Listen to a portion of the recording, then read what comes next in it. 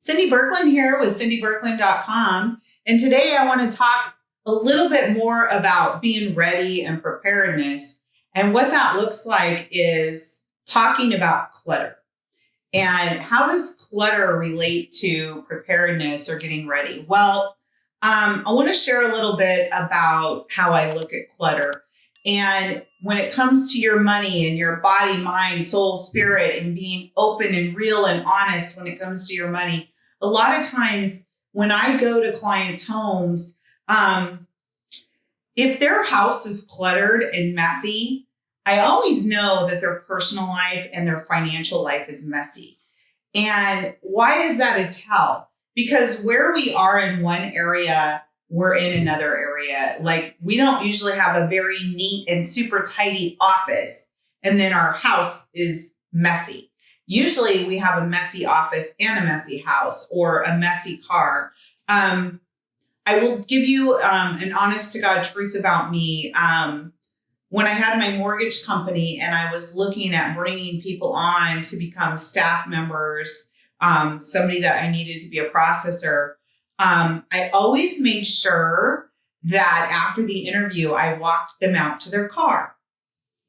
And I would always look into their car and to see how messy or clean their car was. Because when you keep a messy car, you have a messy life. And people may disagree with me, but I've always found that to be true. So I want to talk about clutter today because, Gene and I were talking about, he said, why don't you talk about something that you just can't live without as far as technology? But I couldn't really come up with anything there because, I'm not a big technology person. Obviously, I have my cell phone, but one thing that I cannot really live without is clear storage bins. And I'm going to explain why. 2 years ago, when we were in the middle of COVID, I didn't have as much business. I wasn't as busy as I am today. And I took my house on as a project, and I kept hearing in my head, be ready, get ready, be ready, get ready. And I was like, God, what does that mean? And I just felt like I had this strong urgency to just get my house purged and ready as if I was moving somewhere. And I had nothing in my head. To this day, I still don't. But what I did is I went through my whole entire house, drawer by drawer, from every single room. I took things and I cleared out the clutter. I got rid of everything that I did not need. And it is amazing the things that we collect on a day-to-day basis that you think just bringing it in is harmless. You throw it in a drawer, you throw it on the counter, goes in a box, and you just keep collecting things. But if you don't need it, why do you have it? Because clutter is just more for you to handle. So drawer by drawer, item by item, I took things to Goodwill. I literally threw stuff out in the trash. And I have a 3-car garage that currently today, you can park 3 cars in it.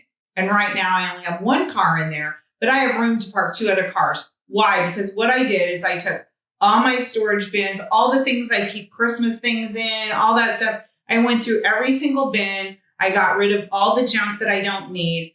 And then I got storage containers and I put them up on the ceiling of my garage. So I had ceiling shelves put in so that when you drive into my garage, there's nothing on the floor. And every item that I have in my garage, from Christmas, from soup to nuts, is in a clear storage bin up above where I park my car, so I can see everything at Christmas time. I can pull everything out. It's nice and organized.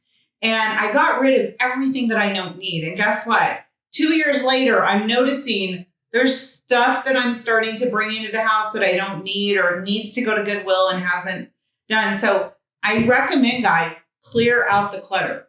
Get clutter out of your house. If you are one of those rat packers or you're becoming like a hoarder, guys, that speaks to your emotional well-being. Hoarders have issues with feeling safe around things.